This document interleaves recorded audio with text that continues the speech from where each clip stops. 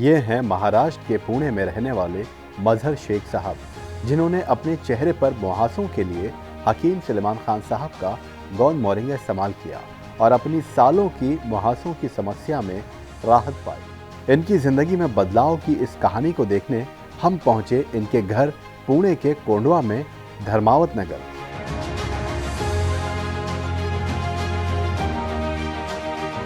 आदाब, नमस्कार। मैं रिजवान खान आप सबका इस्तकबाल करता हूं, स्वागत करता हूं हकीम सुलेमान खान साहब के इस वीडियो में। और आपको बता दूं कि हम पुणे शहर में मौजूद हैं, पुणे शहर की सैर कर रहे हैं। महाराष्ट्र का ये पुणे शहर बहुत ही खूबसूरत शहर है। यहाँ के लोग, यहाँ की तहज़ीब और यहाँ के जो संस्कार हैं वो बहुत खूबसूरत है। आपको बता दूँ कि हम यहाँ पर हकीम सुलेमान खान साहब के जो पेशेंट्स हैं, जिनकी ज़िंदगी में, जिनकी सेहत में बहुत बड़ा बदलाव आया है, उनसे मुलाकात करने आए हैं। महाराष्ट्र का ये सफ़र जारी है। तो महाराष्ट्र के पुणे शहर के, मैं आपको बता दूं, कोंडवा ये एरिया है और कोंडवा में धर्मावत नगर है। धर्मावत नगर में मेरे लेफ़्ट साइड में आप देख सकते हैं स्काई ट्विंस ये बिल्डिंग है, जहां पर ए विंग में 7 माले पर रहते हैं हकीम साहब के एक पेशेंट, जिनकी ज़िंदगी में हकीम साहब से जुड़ने के बाद बहुत बड़ा बदलाव आया। तो आइए हम आज उनसे मुलाकात करने आए हैं, उनकी सच्ची कहानी आपको दिखाएंगे और कैसे हकीम साहब से जुड़ने के बाद उनके जीवन में, उनकी सेहत में ये बदलाव आया है, ये आपको दिखाएंगे, ताकि आपको भी उनकी बातों से, उनकी कहानी से एक इंस्पिरेशन मिल सके। आइए चलते हैं।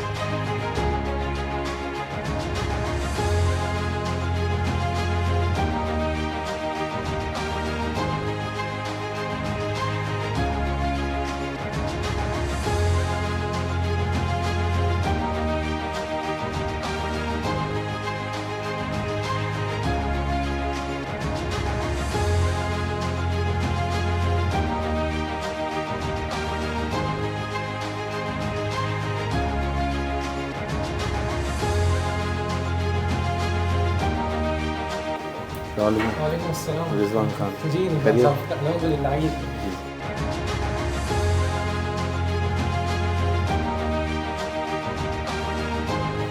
आइए, आप भी बैठिए, आइए। तो इस वक्त हम मौजूद हैं जिनका जिक्र कर रहे थे, उनके घर पे मजहर शेख साहब 38 साल के, पुणे के कोंडवा में रहते हैं और ये स्काई ट्विंस टावर है जिसमें हम उनसे मुलाकात करने आए हैं। बहुत बहुत इस्तकबाल है मजहर साहब आपका, बहुत शुक्रिया, आपसे मुलाकात करके बहुत अच्छा लगा है। हकीम सुलेमान खान साहब से जुड़ने के बाद इनकी ज़िंदगी में किस तरह से बदलाव आया, इनकी सेहत में कैसे बदलाव आया, क्या इनको परेशानी थी, ये सब हम जानेंगे इनसे, ताकि आपको भी कहीं ना कहीं एक इंस्पिरेशन मिले इनकी कहानी से कि आप भी अगर मायूस हैं किसी भी बीमारी के चलते, आप परेशान हैं, इलाज नहीं हो पा रहा है, पैसे खर्च हो रहे हैं, तो आपको इनकी कहानी सुनने के बाद हो सकता है थोड़ा सा मोटिवेशन मिले और आपका हौसला बढ़े और आप भी हकीम सुलेमान खान साहब से जुड़ जाएं। वैसे पुणे शहर है, बहुत खूबसूरत शहर है, हम आपको बता चुके हैं। पुणे शहर की सैर हम कर रहे हैं। यहाँ पर हकीम साहब के जितने भी मरीज़ हैं उनसे मुलाकात कर रहे हैं। महाराष्ट्र का एक बहुत ही मशहूर, और आज की तारीख़ में बात करें तो बहुत डेवलप्ड सिटी में शुमार इसका हो रहा है। तो मजहर शेख साहब भी पुणे से ही ताल्लुक़ रखते हैं। यहाँ का जो पुणे शहर की जो फ़िज़ा है बहुत खूबसूरत है, क्लाइमेट बहुत अच्छा है, यहाँ के लोग बहुत अच्छे हैं, बहुत खुलूस के साथ आपका इस्तकबाल करते हैं, आपसे मिलते हैं, बहुत प्यार मोहब्बत है।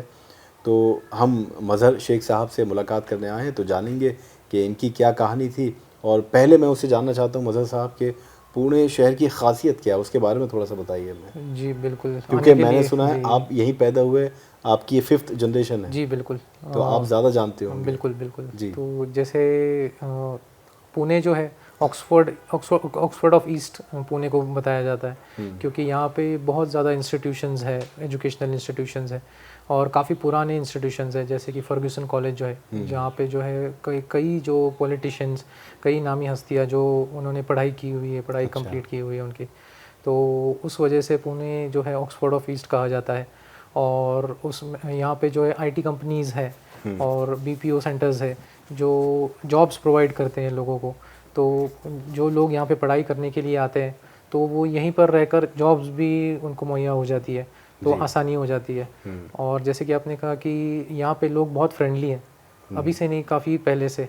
और पुणे का जो अब क्लाइमेट के बारे में जिक्र कर रहे थे, अल्हम्दुलिल्लाह ये इनफैक्ट पहले तो और भी जो क्लाइमेट जो हुआ करता था इससे भी अच्छा हुआ करता था। तो अभी पोल्यूशन के चलते, आबादी के चलते तो थोड़ा फ़र्क आ गया है, बट अल्हम्दुलिल्लाह अभी भी जो पुणे का क्लाइमेट है अल्हम्दुलिल्लाह। जी।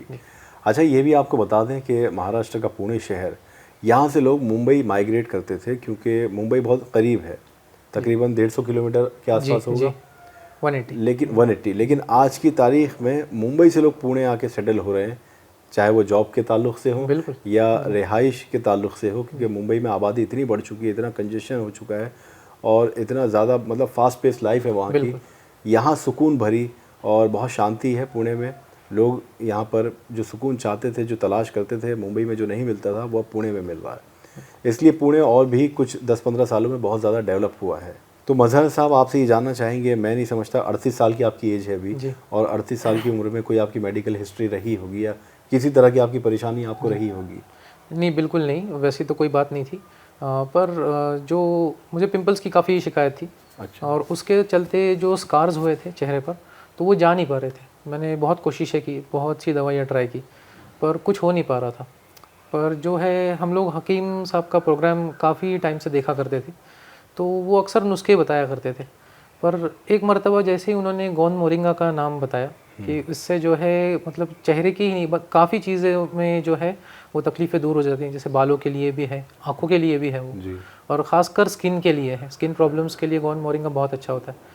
तो इरादा तो था मंगवाने का और यूज़ करने का, पर कर नहीं पा रहे थे क्योंकि पता ही नहीं था कि कहाँ से मंगवाना है, क्या करें और सच में वो चीज़ मिलेगी नहीं मिलेगी।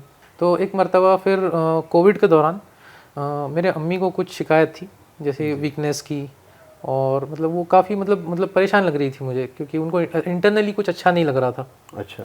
तो जब हम प्रोग्राम देखा करते थे तो हकीम साहब ने एक मर्तबा पी केयर का भी जिक्र किया था, जिससे इंटरनली अगर इन्फेक्शन हो वो भी दूर हो जाता है। और गोंद मोरिंगा जो मल्टीविटामिन्स है, जिससे बॉडी को स्ट्रेंथ मिलती है, क़ुव्वत मिलती है। तो हमने सोचा कि क्यों ना अम्मी के लिए पी केयर और गोंद मोरिंगा का कॉम्बिनेशन यूज़ किया जाए। अच्छा। ताकि जल्दी इफ़ेक्ट हो और अच्छा इफ़ेक्ट हो। जी। तो वैसे हमने शुरुआत की। फिर मैंने जैसे कहा कि मुझे स्किन प्रॉब्लम थी, तो मैंने चाहा कि मैं भी यूज़ करूं, और मैंने यूज़ किया। और मतलब जैसे हकीम साहब बताते हैं कि उसे आपने कम से कम 3 से 6 महीने यूज़ करना चाहिए, तो आपको अच्छा इफ़ेक्ट पता चलेगा आपको कि वो इफ़ेक्ट करता है या नहीं करता है। क्योंकि काफ़ी मतलब जो टीवी पर जो लोग पूछते हैं कि हमने 1 महीना यूज़ कर लिया या 10 दिन यूज़ कर लिया, इफ़ेक्ट नहीं हो पा रहा है, और हकीम साहब जैसे बताते हैं कि उसको कुछ वक्त तक यूज़ करना पड़ा। तो मैंने भी किया, तो अल्हम्दुलिल्लाह मेरे जो पिंपल्स सारे के सारे रुक गए। अच्छा। और जो स्कार्स भी है, जो दाग धब्बे, वो काफ़ी मतलब मैं कहूँगा कि 70% कम हो गए। ओके, यानी आपको काफ़ी फ़ायदा हुआ अल्हम्दुलिल्लाह। जी। अच्छा, ये जानना चाहते हैं आपसे, क्योंकि अभी एक पड़ाव जो है उम्र का आप पार कर चुके हैं, 35 के बाद, हम कहते हैं 30-35 के बाद, और पिंपल्स या एक्ने की बात करें या कील मुहासों की बात करें, तो ये जब टीनेज होती है, एक बच्चा जब जवान होता है 17-18 साल की, 15-16 साल के बाद जब वो आता है, तो ये समस्या शुरू हो जाती है। ये प्रॉब्लम ऑलमोस्ट ज़्यादातर लड़कों को, नौजवान को होने लगती है। उसको चाहे कह लें कि वो खून साफ़ नहीं होता उसकी वजह से, या पेट साफ़ नहीं होता, पेट की गर्मी है, या पानी कम पीना होता है, तो या बार बार हम हाथ लगाते हैं तो उससे इन्फेक्शन और फैलता है। ये सब चीज़ें, आपको ये प्रॉब्लम कब से शुरू हो गई थी? मैं कहूँगा कि मैं जब 15-16 साल का था, जी, जब से शुरू हो गई थी। मतलब काफ़ी पुरानी है। काफ़ी पुरानी है, बिल्कुल। मेरी स्किन ऑयली हुआ करती थी बहुत ज़्यादा। जी।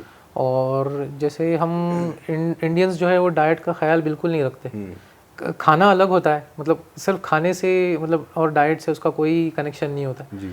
जो न्यूट्रिएंट्स मिलने चाहिए हम उसका ख्याल नहीं रखते। सिर्फ हमें बचपन से बताया जाता है कि पेट भर के खाओ, पर वैसे नहीं होता है। हम क्या खा रहे हैं उस पर भी डिपेंड करता है। जी। और फिर उसके बाद में हम अगर एक्सरसाइज पे भी ध्यान दें तो उसमें जो टॉक्सिन्स होते हैं वो सारे स्वेटिंग के थ्रू निकल जाते हैं, तो उस पर भी हम ध्यान नहीं देते हैं। पर जब मेरे केस में वैसा बिल्कुल नहीं था, क्योंकि मैं फ़ुटबॉल खेला करता था, स्कूल से भी खेला हूँ, कॉलेज में भी खेला हूँ, फिर सेमी प्रोफेशनली भी खेला हूँ मैं। पर मेरे केस में बिल्कुल उल्टा था। शायद से मुझे पता नहीं, वो एंसेस्ट्रल भी हो सकता है या हार्मोनल चेंजेस की वजह से भी हो सकता है। क्योंकि ये भी बात आपने बिल्कुल ठीक कही कि ये जेनेटिक भी होता है, कि अगर आपके फादर या किसी को पहले रहे हो या मदर को, तो ये बच्चों को भी होने शुरू हो जाते हैं। तो क्या ऐसी कोई हिस्ट्री थी पहले? नहीं, हिस्ट्री तो नहीं थी। अच्छा। अच्छा, एक बात और जानना चाहते हैं, क्योंकि बहुत सारे नौजवान हैं और जब भी इस तरह के कॉलेज या स्कूल में आने के बाद उनको ये प्रॉब्लम हो जाती है पिंपल्स की, एक्ने वगैरह की, तो उनका कॉन्फिडेंस बहुत लो हो जाता है जी। और वो बहुत ज़्यादा रिजर्व्ड हो जाते हैं, यानी किसी आउटगोइंग नहीं होते, या जैसे शादी ब्याह में जाने से बचते हैं, लोगों से मिलने से बचते हैं। राइट। एक कॉन्फिडेंस उनका इतना लो हो जाता है कि वो कम्युनिकेशन उनका बहुत कम होने लगता है लोगों के साथ, क्योंकि राइट। उनको लगता है कि मेरे पिंपल्स हैं तो चेहरा मेरा अजीब लगेगा, चेहरा ख़राब लगेगा, तो मैं कैसे कम्युनिकेट कर पाऊँगा किसी के साथ। जी। क्या ऐसा कुछ दौर आया आपके जीवन में, ज़िंदगी में? मतलब ऐसा दौर तो नहीं आया, बट बिल्कुल मतलब बाहर जाने के पहले जो है मुझे काफ़ी जो है मैं अलर्ट हो जाता था कि पहले ऐसे लगता था कि बाहर मतलब लोग क्या फील करेंगे मेरे बारे में, कि मैं अच्छा दिखता हूँ या नहीं, क्योंकि जाहिर है सब लोग अच्छे दिखना चाहते हैं जब खासकर जब बाहर जाते हैं। जी। तो वैसा हुआ करता था, बट वही था कि मुझे लगता था कि मतलब अल्हम्दुलिल्लाह कि सेल्फ कॉन्फिडेंस था, तो मैंने वो ओवरकम कर लिया। वही है कि मतलब हम खुद को ऐसे कम नहीं समझना चाहिए किसी से, मतलब कि अगर हम जो पिंपल्स भी अगर है हम, या फिर हमारा अगर रंग सांवला है तो भी कोई दिक्कत नहीं है, अगर मतलब हम अच्छे हैं तो अल्हम्दुलिल्लाह राह अच्छी हो जाएगी। इनफरादी तौर पर, यानी इंडिविजुअल लेवल पर बात करें, जैसे किसी को ये प्रॉब्लम है पिंपल्स की, तो कॉन्फिडेंस तो लो होता है, साथ में ये भी देखा जाता है कि एक उनको आदत ये होती है कि वो जब भी एक पिंपल निकल जाता है चेहरे पर तो वो उसको नोचना शुरू करते हैं, उसको बार बार हाथ लगाते हैं। तो इससे भी क्या इन्फेक्शन, ऐसा कभी आपके साथ हुआ कि इससे भी इन्फेक्शन ज़्यादा हुआ या और पिंपल्स होने लगे? मैंने वैसे तो ध्यान नहीं दिया कि उस वजह से अगर पिंपल्स ज़्यादा हो रहे हैं। हाँ, पर मैं समझूंगा कि हाँ बिल्कुल, क्योंकि जो इंसान की एक आदत होती है ना कि मतलब चेहरे पर बार बार हाथ लगाना, और वही हाथ को दूसरे चेहरे की तरफ भी अगर वो हम लगा देते हैं तो जो है उससे इन्फेक्शन फैलने का जो ख़तरा बढ़ जाता है। तो पर मैंने एक बार नोटिस की पिंपल्स के बारे में, अगर जो हमारा पेट अगर साफ़ रहता है तो उससे काफ़ी सारी परेशानियाँ जो है 50% जो वहीं ख़त्म हो जाती है। तो एक वो जो है हम ध्यान दे सकते हैं। और जैसे अब सेल्फी का जिक्र कर रहे थे, डेफिनेटली मेरा जो चेहरा जो है मेरा फोटोजेनिक नहीं है, मैं मानता हूँ कि मेरा चेहरा बिल्कुल फोटोजेनिक नहीं है, और ऊपर से ये पिंपल की प्रॉब्लम्स, तो और थोड़ा सा बिल्कुल परेशानी हुआ करती थी। तो अभी आप मुतमईन हैं वैसे? अल्हम्दुलिल्लाह अभी मतलब काफ़ी अल्हम्दुलिल्लाह अच्छा महसूस करता हूँ। अच्छा, मैं ये भी जानना चाहता हूँ, ट्रीटमेंट्स की अगर बात करें तो इसको लेकर आपने कितने पैसे खर्च किए होंगे, क्या क्या करवाया होगा? मैंने बहुत सी चीज़ें ट्राई की। मैंने स्किन स्पेशलिस्ट के पास भी गया, एक नहीं मतलब काफ़ी सारे स्किन स्पेशलिस्ट के पास मैंने विज़िट की। उन्होंने काफ़ी सारी दवाइयाँ दी, ओरल भी दी, और चेहरे पर जो है जो ट्रीटमेंट के लिए बाकी चीज़ें होती है वो भी दी। जी। पर जो है फ़र्क थोड़े वक्त के लिए फ़र्क महसूस होता था, और फिर वैसे का वैसा। पर जैसे मैंने कहा कि गॉन मोरिंगा जो है वो मैजिक है, सचमुच मैजिक है वो। अगर आप उसको मतलब एक वक्त तक यूज़ करेंगे तो डेफिनेटली आपको रिजल्ट्स मिलेंगे। मतलब स्किन स्पेशलिस्ट को दिखाने के अलावा आपने कोई ऐसे बहुत सारे प्रोडक्ट्स भी रहे हों जो आपने इस्तेमाल किए हों, चाहे वो हम फेस वॉश की बात करें या क्रीम की बात करें या कुछ और खाने की दवाइयाँ हों? जी बहुत मतलब आपने बहुत सारे ट्रीटमेंट्स जी करवाए? बिल्कुल। जैसे अभी 5 वक्त नमाज़ पढ़ते हैं, तो नमाज़ पढ़ने के लिए वज़ू की ज़रूरत है, वज़ू कंपलसरी है, तो उसके पहले कंपलसरीली मैं फ़ेस वॉश किया करता था और फिर वज़ू किया करता था। तो ये मेरा जो है ये मतलब डेली रूटीन हुआ करता था। तो उसमें भी बहुत सारे पैसे खर्च हो गए, क्रीम्स में, फेस वॉशेज़ में। कोई चीज़ जो रिकमेंड किया करता था, कोई चीज़ रिकमेंड किया करता था, तो उसमें बहुत सारे खर्च हो गए। फिर घरेलू नुस्खे भी ट्राई कर लिए। अच्छा। तो काफ़ी सारे, कि कोई बोलता था कि कोई जो हमारी खाला है, कोई बोलती थी कि ये लगा ले, कोई अगर बहन है वो बोलती थी कि ये लगा लो, तो वैसे। तो कितने साल परेशान रहे आप इस बहुत साल। जैसे मैंने कहा कि जब मैं 9th स्टैंडर्ड में था, जब मैं 15 इयर्स का था, तब से लेकर अभी जो है कुछ साल पहले तक मुझे बहुत तकलीफ़ होती थी। जब से मैंने गॉन मोरिंगा यूज़ करना स्टार्ट किया तो अल्हम्दुलिल्लाह काफ़ी ये है। तो अभी हकीम सुलेमान साहब से जुड़ने की अगर बात करें तो आपने बताया कि आपने अपनी मदर के लिए पी केयर वो और गॉन मोरिंगा मंगाया था, तो आपने उनके लिए मंगाया और ख़ुद भी ट्राई किया फिर? नहीं, पहले तो मैंने उनके लिए ही रखा वो, ताकि वो खुद उससे जो है रिकवर कर पाए, उनकी जो तकलीफ़ थी। और उसके बाद में मैंने खुद अपने लिए भी मंगवाया। जब मैं ऑर्डर करता था तो 2 ऑर्डर करता था, अम्मी के लिए एक और मेरे लिए एक, वैसे। तो ये तकरीबन बात होगी 3-4 साल पहले की? जी बिल्कुल, कोविड के दौरान की। जी। तो आपको कितने दिन में गॉन मोरिंगा जब आपने खाना शुरू किया, ये बताइए कि आप कैसे उसको खाना आपने शुरू किया मतलब क्या नारियल पानी के साथ या नॉर्मल पानी के साथ उसको ले रहे थे? जी मैं नॉर्मल ले रहा था। जो हकीम साहब जैसे बताते हैं कि उसको नारियल पानी के साथ भी लिया जा सकता है बालों के लिए जी। फिर अगर आप गाजर के जूस के साथ लेते हो तो वो आँखों के लिए अच्छा है। तो और जैसे अलसी के साथ लेना उसको, और बाकी जो भी नुस्खे जो बताते हैं उसके लिए भी, जो जिसमें थायराइड के लिए भी जो है काम में आ जाता है वो। तो वैसे मैं तो नॉर्मली लिया करता था जी। तो, क्योंकि मुझे सिर्फ स्किन की प्रॉब्लम थी और कोई तकलीफ़ नहीं थी अल्हम्दुलिल्लाह। तो आपको असर जो है कितने दिन बाद उसका इम्पैक्ट दिखना शुरू हुआ? मुझे महीने भर में तो उसका इम्पैक्ट शुरू होना दिखाई देने लग गया, और जो मतलब जो है पिंपल्स कम होने दिखाई देने स्टार्ट हो गए।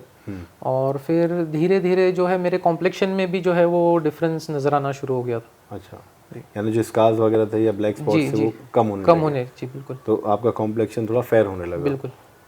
तो आपको क्या लगने लगा कि क्या वाकई असर कर रही है, इसको और ट्राई करना चाहिए? बिल्कुल बिल्कुल। और मतलब जो बॉडी के अंदर भी जो है वो मतलब जो डिफरेंस महसूस होना शुरू हो गया था, क्योंकि वो मल्टीविटामिन्स है तो उसमें जो अंदरूनी जो है ऐसे एक मजबूती मतलब महसूस हो रही, एनर्जेटिक फील होना शुरू हो गया जी उसके वजह से।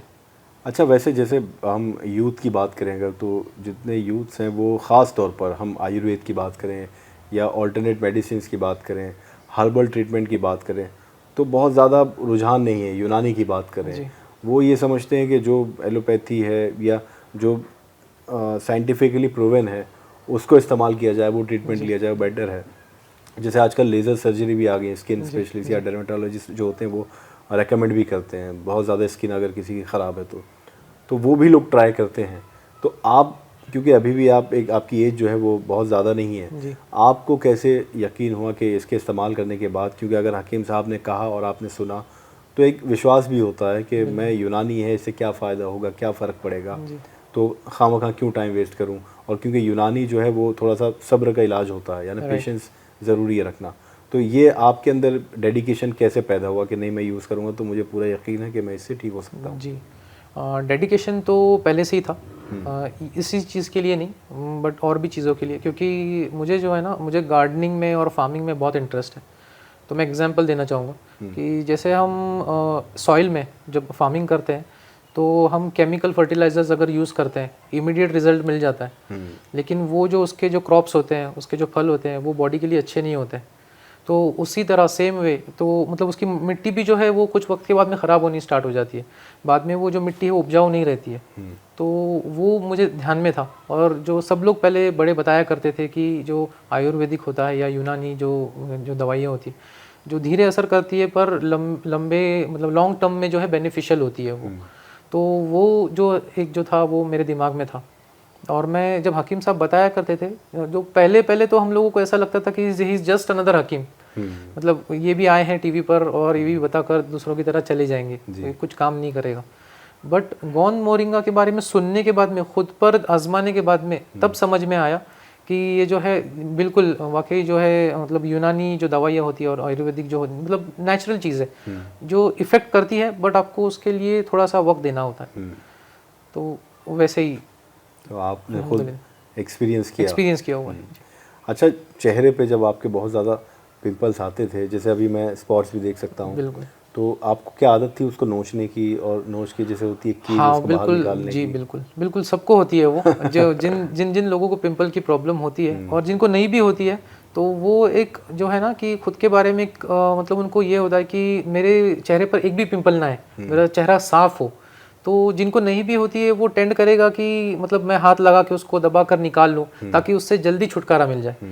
उसकी माइंडसेट ये होती है पीछे कि जल्दी छुटकारा पा लूँ मैं, पर वो होता नहीं है, क्योंकि और वो जो पिंपल है वो स्कार की शक्ल में तब्दील हो जाता है वो, और फिर तकलीफ और बढ़ जाती है फिर। नहीं, लेकिन अभी अल्हम्दुलिल्लाह हम देख रहे हैं आपका चेहरा माशाल्लाह काफ़ी क्लीन हो चुका है, और पिंपल्स तो अल्हम्दुलिल्लाह है नहीं है अभी। तो यानी आप काफ़ी समय से गॉन मोरिंगा इस्तेमाल कर रहे हैं? जी बिल्कुल, 3-4 साल हो गए। 3-4 साल हो गए रेगुलरली आप? मतलब रेगुलरली कम से कम 3 महीने में जो है एक मरतबा तो मैं मंगवा लेता हूँ, या कभी 4 महीने में। बट उसके साथ साथ मैं और भी एक चीज़ ऐड करना चाहूँगा कि नमक जैतून जो है ये काफ़ी ज़बरदस्त चीज़ है। अच्छा। मतलब ये भी जो स्किन के लिए बहुत अच्छी चीज़ है। आपने इस्तेमाल किया? जी, वो तो रेगुलरली हम डेली यूज़ करते हैं। मतलब पूरी फैमिली? मतलब मैं और मेरी अम्मी दोनों यूज़ करते हैं। जैसे अम्मी को बीपी का इशू था, और जैसे बाद में हकीम साहब जो पहले नमक बताया करते थे, जैसे नमक कलौंजी है और बाकी भी और नमक होते थे, बट नमक जैतून के जब फ़ायदे सुने कि वो किडनी क्लीन करता है, किडनी साफ़ रखता है, आपके ब्लड को क्लीन रखता है, प्यूरीफाई करता है और बाकी भी और चीज़ों में काम में आता है वो, तो तब मैंने कहा कि अच्छा अगर ये किडनी को क्लीन कर सकता है, ब्लड को प्यूरीफाई कर सकता है, पतला रख सकता है ब्लड को, तो डेफिनेटली जो है ये स्किन पे भी असर होगा। तो इसके लिए मैंने वो कंटिन्यूस जो प्रिकॉशनरी मेजर्स पे मैं यूज़ करता हूँ। लेते हैं उसको? मतलब लेता ही हूँ। उससे आपको फ़र्क दिखाई दिया? बिल्कुल बिल्कुल। अभी गौन मोरिंगा है आपके पास? अभी तो नहीं है, जैसे मैंने कहा कि गौन मोरिंगा मैं जो है मैं जो कुछ गैप्स में यूज़ करता हूँ, बट बिल्कुल जो नमक जैतून है वो अवेलेबल है घर पे। तो ये मज़हर शेख साहब हैं जिनकी हम बातें सुन रहे हैं, और वाकई ये एक ऐसी प्रॉब्लम है पिंपल की जिससे ख़ास तौर पर हमारे यूथ यानी नौजवान पीढ़ी जूझ रही है, जूझती आई है आज से नहीं ज़माने से। कई लोग ट्रीटमेंट्स करवाते हैं, कई लोग नहीं करवाते, एक एज के साथ भी किसी को ये प्रॉब्लम दूर हो जाती है, लेकिन कभी कभी ये देखा जाता है, जैसे अगर बात करें आपकी 38 ईयर एज है, तो काफ़ी आगे तक यानी काफ़ी लंबे समय तक आपको ये प्रॉब्लम रही है। कभी कभार आ जाता है एक आध? नहीं, बिल्कुल नहीं, बिल्कुल भी नहीं, बिल्कुल नहीं। पिंपल्स बिल्कुल बंद हो चुके हैं, सिर्फ जो है स्कार्स भी बाकी है, वो भी अल्हम्दुलिल्लाह काफ़ी, मैंने जैसे कहा कि 70% तक मेरी प्रॉब्लम सॉल्व हो गई है जी। इंशाल्लाह स्कार्स भी चले जाएंगे तो फिर अल्हम्दुलिल्लाह और कॉन्फिडेंट फील करूँगा इंशाल्लाह। तो क्या कहना चाहेंगे हकीम साहब के लिए, और हकीम साहब के इस नुस्खे की वजह से या इस दवाई की वजह से आपके जीवन में इतना बड़ा बदलाव आया है, आपका कॉन्फिडेंस ऑब्वियसली बड़ा होगा? जी जी बिल्कुल। नहीं, अल्हम्दुलिल्लाह हकीम साहब जो रहनुमाई कर रहे हैं बाकी लोगों की, जो इतने सारे लोग जो जुड़ रहे हैं हकीम साहब के साथ में, मैं कहूँगा कि उनके प्रोडक्ट्स तो है ही, पर उनके जो जितने भी नुस्खे हैं वो काफ़ी अच्छे हैं, और हमारे अम्मी जो है वो लिख के रखते हैं नुस्खे, और वो दूसरों को भी बताते हैं और हम भी यूज़ करते हैं। जैसे मैंने कहा कि मेरा नेफ्यू जो है वो 12 साल का है, उसको जो है सर्दी की काफ़ी शिकायत हुआ करती थी। कुछ भी ठंडा खा लिया तो सर्दी हुआ करती थी, और हम लोगों को ऐसी आदत है कि हम सर्दी हो, गर्मी हो या बारिश हो, हम लोग गर्म से ज़्यादा ठंडा पसंद करते हैं। अच्छा। तो हमें ठंडा खाने की बहुत ज़्यादा आदत है। तो जो नेफ्यू है मेरा वो खा नहीं पाता था, उसको रोक दिया करते थे हम लोग कि मत खाया करो क्योंकि उससे सर्दी हो जाती है, बीमार हो जाता है। तो फिर हमें पता चला कि जो हकीम साहब का जो माजून है, जो घर में बनाया जाता है, जो घर के जो मसाले हैं वो यूज़ करके बनाया जाता है, तो उसमें वो यूज़ करके जब हमने हमारे नेफ्यू को जो वो ट्राई किया, तो अल्हम्दुलिल्लाह जो जैसे हकीम साहब कहते हैं कि उसको मुतवातिर जो है कुछ वक्त तक यूज़ करना चाहिए, तब जाके आपका नज़ला जो है वो ठीक हो जाता है, जो सर्दी की शिकायत होती है वो ठीक हो जाती है। तो अल्हम्दुलिल्लाह हम वो भी यूज़ करते हैं। उनको आराम मिला है अल्हम्दुलिल्लाह। वो मतलब अभी काफ़ी तो बिल्कुल मतलब क्लाइमेटिकल चेंजेस होने की वजह से जो पहले तकलीफ़ होती थी उसको अभी बिल्कुल नहीं होती है उसको। चलिए माशाल्लाह, ये तो बहुत अच्छी बात है कि आपका पूरा घर, आपकी वालदा भी, आप भी और आपका नेफ्यू भी, ये सब लोग हकीम सलेमान खान साहब से जुड़े हुए हैं और उनके नुस्खे इस्तेमाल कर रहे हैं। जीवन में, सेहत में अल्हम्दुलिल्लाह बहुत बदलाव आया है इन सब की। तो हमें बहुत खुशी हुई मज़हर साहब आपके घर में आके, पुणे में हम आए, आपसे मुलाकात हुई और आपकी जो कहानी हमने जानी कि किस तरह से गौन मोरिंगा के इस्तेमाल से आपकी ज़िंदगी में बदलाव आया। आपकी इतनी बड़ी प्रॉब्लम, कहने को तो बहुत छोटी प्रॉब्लम है, लेकिन जो इस प्रॉब्लम से जूझ रहा होता है पिंपल्स की, वो कितना परेशान होता है ये आप समझ नहीं सकते। ये तो वही समझेगा जिसको होती है। कभी कभी तो लोग डिप्रेशन में भी चले जाते हैं।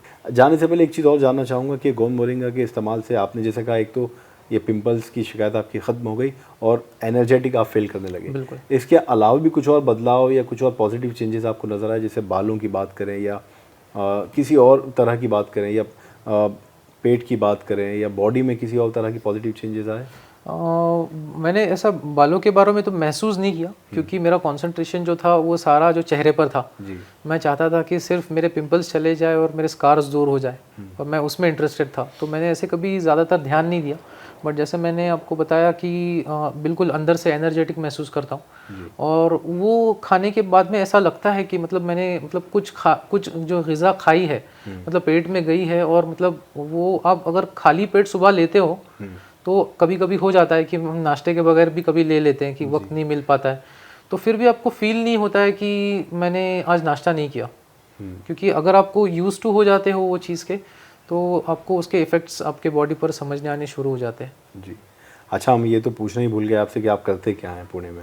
जी, मैं जो हूँ, मैं आईटी से बिलोंग करता हूँ, और मैं प्रोजेक्ट मैनेजमेंट ऑफिसर हूँ एक आईटी कंपनी में। कितने सालों से आप जॉब कर रहे हैं? मैं 12 साल से जॉब कर रहा 12 साल से। जी। शादी हो चुकी है आपकी? नहीं, अभी तो नहीं है। कब इरादा है करने का? इंशाल्लाह ताला कोशिश जारी है और इंशाल्लाह जैसे अल्लाह ताला की मर्ज़ी है। इंशाल्लाह। चलिए हम दुआ करेंगे जल्दी आपका घर बसे आमीन और आपकी जीवन साथी आपकी ज़िंदगी में आए। आमीन। बहुत अच्छा लगा मज़हर साहब आपसे मुलाकात करके। जज़ाकल्लाह खैर। तो ये थे मज़हर शेख साहब जो स्काई ट्विंस में रहते हैं और हम मौजूद हैं पुणे में। पुणे शहर का ये कोंढवा इलाका है, ये धर्मावत नगर में मौजूद हैं और यहाँ ये इनकी 5वीं पीढ़ी रहती है जो पुणे कर कह सकते हैं हम आपको जी, हम कि पुणे कर हैं ये। तो बहुत अच्छा लगा आपसे मिलके, बहुत बहुत शुक्रिया, आपने इतना वक्त हमें दिया, हमसे बातचीत की और लोगों को मोटिवेट किया। जी। तो अगले एपिसोड में किसी और पेशेंट के साथ आपको मिलवाएंगे जिनकी ज़िंदगी में एक बहुत बड़ा बदलाव हकीम सुलेमान ख़ान साहब से जुड़ने के बाद आया। तो फ़िलहाल आज के एपिसोड में इतना ही, हमें दीजिए इजाज़त, लेकिन आप सब ज़रूर रखिए अपनी सेहत का ख्याल। आदाब।